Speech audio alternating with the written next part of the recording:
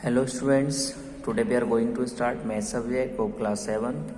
If you are watching this video, open your book and listen to me carefully. So let's continue. So dear students, as you know that in my previous video we were studying lesson number 7 in which we have completed one question of exercise 7.1. Today we will start question number 2. Question number 2 is write equations for the following statements. So students, we have given some statements and we have to write a equation for these statements. So how can we write the equation? So look in your my notebook. So student, we are starting exercise 7.1. Okay जैसे बच्चों 7.1 में question number 2 का first है, हमसे कहा गया है कि the sum of 3 times y and 12 is 36. तो बच्चों कह रहा है the sum of 3 times y. तो बच्चों बाई का 3 टाइम्स क्या हो जाएगा, 3 बाई हो जाएगा एंड बाई एंड 12. तो बच्चों 3 बाई और 12 का सम करेंगे तो 3 बाई प्लस 12 हो जाएगा इज 36. क्या है ये बच्चों, किसके इक्वल हो जाएगा, 36 के. तो यहाँ से हमारे एक स्टेटमेंट बन जाएगा कि 3 y plus 12 is equal to 36. तो इसके लिए हम क्या इक्वेशन राइट करेंगे, तो बच्चों इसके लिए हम इक्वेशन राइट करेंगे 3 y plus 12 is equal to 36. Okay student, तो ये हमारी इक्वेशन फर्स्ट स्टेटमेंट के लिए बन गई है. आगे देखेंगे क्वेश्चन नंबर 2. तो बच्चों क्वेश्चन नंबर 2 ये कह रहा है 1/3 of A number n minus 3 is 8. तो बच्चों 1/3 ऑफ ए नंबर n यानी n का 1/3, n का 1/3. तो बच्चों 1/3 ऑफ n क्या हो जाएगा, n/3 हो जाएगा. -3 तो n/3 में से क्या कर देंगे, -3 कर देंगे और इज 8 क्या हो जाएगा, 8 के इक्वल. तो यहाँ पर हम क्या करेंगे 1/3 ऑफ नंबर n यानी n/3 माइनस 3. तो यहाँ पर बनेगा n/3 minus 3 is equal to 8. ठीक है, तो ये स्टेटमेंट हमारे यहाँ से बन जाएगा. यहाँ पर ये इक्वेशन राइट कर देंगे स्टेटमेंट के लिए. आगे चलते हैं. अब बच्चों इसका थर्ड स्टेटमेंट आता है 8 टाइम्स p इज 64. यानी 8 टाइम्स p यानी p का 8 टाइम क्या हो जाएगा, 8p हो जाएगा. 8 मल्टीप्लाई p यानी 8p इज 64. किसके इक्वल हो जाएगा, 64 के. तो बहुत ही ईजी है. तो थर्ड का हो जाएगा 8p इज इक्वल टू 64.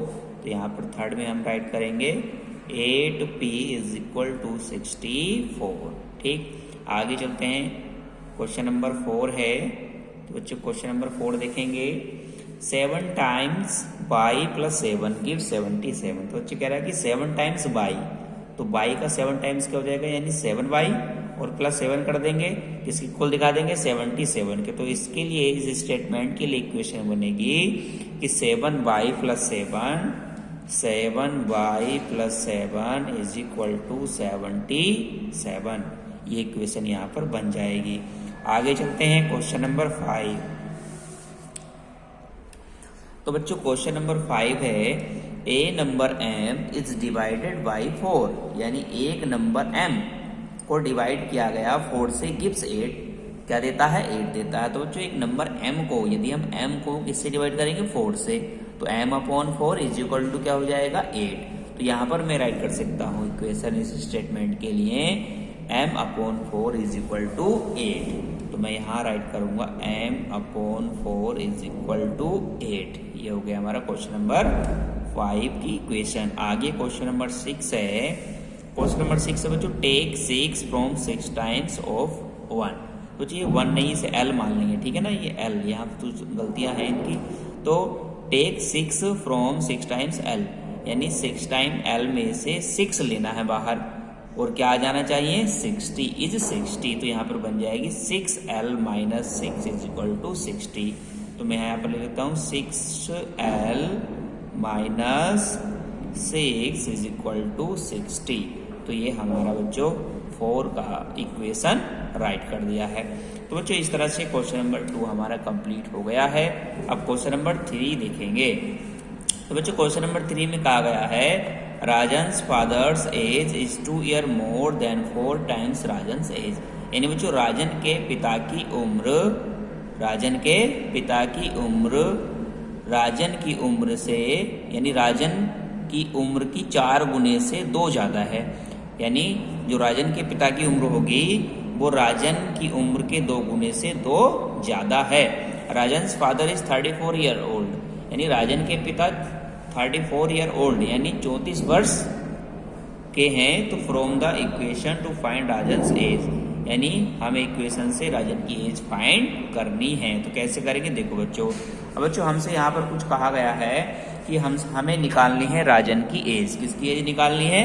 राजन की एज निकालनी है। तो हम पहले मान लेंगे let Rajan age is equal to x. ठीक है, तो यहाँ पर क्वेश्चन नंबर 3 का मैं आंसर राइट कर रहा हूँ, सॉल्यूशन राइट कर रहा हूँ। तो मैं मान लूँगा let Rajan age is equal to x year. यानी मैंने राजन की एज को मैंने क्या मान लिया? एक्स ईयर मान लिया है। अब बच्चों अकॉर्डिंग टू द क्वेश्चन क्या हो रहा है? यानी वे कह रहा है कि Rajan's father's age is 2 year more than 4 times Rajan's age. तो बच्चों हमें राजन के पापा की एज भी पता है। राजन के पिताजी की एज कितनी है? 34 है। लेकिन कंडीशन यहाँ पर क्या रखी है कि वह राजन की एज के 4 गुने से 2 ज़्यादा है। अब हमने राजन की एज कितनी मानी है? x मानी है। तो इसका 4 गुना क्या हो जाएगा? 4x से कितनी ज़्यादा है? 2 ज़्यादा है। ठीक है, तो हमने दोनों पक्ष यहाँ पर इक्वल कर दिए हैं। अब यहाँ से हम अगर x की वैल्यू फाइंड कर लेंगे तो राजन की उम्र निकल के आ जाएगी। तो बच्चों यहाँ पर 4x इज इक्वल टू 2 उधर जाएगा माइनस में, तो 34 माइनस 2 हो जाएगा।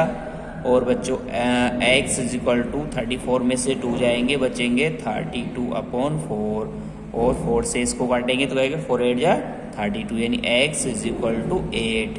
यानी जो राजन की एज है वो कितनी है? 8 ईयर है। तो लिख देंगे Rajan's age is equal to 8 years. ठीक है बच्चों, राजन की एज कितनी है? 8 ईयर है। तो सही में आया सभी क्वेश्चन। आगे चलते हैं। आगे है बच्चों क्वेश्चन नंबर हमारा 4। क्वेश्चन नंबर 4 है बच्चों कि Amit says that he has 5 toffees more than 3 times the toffees Anshu has. तो बच्चों अमित कहता है कि उसके पास अंशु से 5 टॉफी ज़्यादा हैं। इफ़ अमित हैज 7 टॉफीज, यदि अमित के पास 7 टॉफीज है तो form an equation to find Anshu's toffees. तो एक इक्वेशन से अंशु की टॉफीज फाइंड कीजिए। तो हम बच्चों अंशु की टॉफी को क्या मान लेंगे? x मान लेंगे। ठीक है ना, तो यहाँ पर देखें कैसे करेंगे। क्वेश्चन नंबर 4 का सॉल्यूशन मैं यहाँ कर रहा हूँ। लेट नंबर ऑफ टॉफीज या नंबर ऑफ किसकी नंबर ऑफ, यानी हमें निकालनी अंशु की टॉफी की, यानी अंशुज टॉफीज। ठीक है, नंबर ऑफ अंशुज टॉफीज यानी अंशु की टॉफियों की संख्या मैं मान लेता हूँ x है। ठीक है, जबकि बच्चों हमें अमित की टॉफी की संख्या कितनी दी है? 17 दी है। लेकिन बच्चों वो क्या कह रहा है कि जो अमित की टॉफियाँ हैं वह किसके बराबर है? वह अंशु की 3 टाइम्स टॉफियों से 5 टॉफीज अधिक हैं। ठीक है, तो यहाँ पर इक्वेशन ये बनेगी 17 is equal to 3x plus 5। तो अब बच्चों हमें पता चल गया है कि हमारी इक्वेशन क्या है? 17 is equal to 3x plus 5 है। ठीक है, अब यहाँ पर x हमने क्या माना? अंशु की टॉफी। अगर हम x की वैल्यू निकाल लें तो अंशु की टॉफी की संख्या निकल के आ जाएगी। तो यहाँ पर मैं राइट कर लेता हूँ। देखो 3x इज इक्वल टू 17 यानी 5 उधर जाके माइनस में पहुँचेगा और x is equal to 17 minus 5 कितना होते हैं बच्चों? 17 माइनस 12 होते हैं, माइनस 5 12 एंड 3 अपॉन में जाएगा 3 4 जा 12, x इज इक्वल टू 4 आएगा यानी नंबर ऑफ अंशुज टॉफीज। ठीक है, इसलिए नंबर ऑफ अंशुज टॉफीज यानी अंशु की टॉफियों की संख्या कितनी है? 4 है। कितनी है बच्चों 4। तो ये क्वेश्चन हमारा फिनिश होता है। इसका एक क्वेश्चन बता है बच्चों, तो वो क्वेश्चन आप अपने आप कर लेंगे, ठीक है, उसमें कोई बड़ी बात नहीं है। या मैं करा देता हूँ। देखिए क्वेश्चन नंबर 5 का सॉल्यूशन है बच्चों। कह रहा बच्चों the teacher tells the class, यानी अध्यापक कक्षा को बताता है that the highest marks obtain by a students in monthly class test, यानी मंथली क्लास टेस्ट में अधिकतम प्राप्त किए गए अंक एक विद्यार्थी के द्वारा इज ट्वाइस, दुगने हैं, द लोएस्ट मार्क्स +5, यानी वह दुगने हैं किससे, लोएस्ट मार्क्स से +5 और +5 किया गया है। If the highest mark is 85, यदि हाईएस्ट मार्क्स कितने 85 हैं, तो from N equation to find the lowest marks, यानी एक इक्वेशन से लोएस्ट मार्क्स फाइंड कीजिए। तो बच्चों हमसे ये कहा गया है, देखो यहाँ पर लोएस्ट मार्क्स कितने मान लेंगे, x मान लेंगे। Let lowest marks is equal to x मान लिया हमने। जबकि बच्चों हमें पता है जो मैक्सिमम मार्क्स, जो हाईएस्ट मार्क्स हैं वो 85 हैं, लेकिन कंडीशन उसने क्या दिया, अकॉर्डिंग टू द क्वेश्चन क्या कहा गया है हमसे कि जो हाईएस्ट मार्क्स हैं, हाईएस्ट मार्क्स 85 है, वह किसके इक्वल है, वह लोएस्ट मार्क्स के ट्वाइस, यानी 2 गुने से 5 अधिक हैं। तो हम 2x + 5 राइट कर देंगे, ठीक है। अब यहाँ से हम क्या कर लेंगे, x की वैल्यू फाइंड कर लेंगे। तो 2x इज इक्वल टू क्या हो जाएगा 85 हो जाएगा, 5 माइनस हो जाएगा, और x is equal to minus होगा तो 80 बचेगा, और 2 अब 1 में आ जाएगा, तो 2 से काट देंगे तो आएगा 40, यानी x इज इक्वल टू 40, यानी जो हाईएस्ट मार्क्स हैं वो कितने हैं 40 हैं, ठीक है। तो इस तरह से हमने इसका आंसर भी दे दिया है।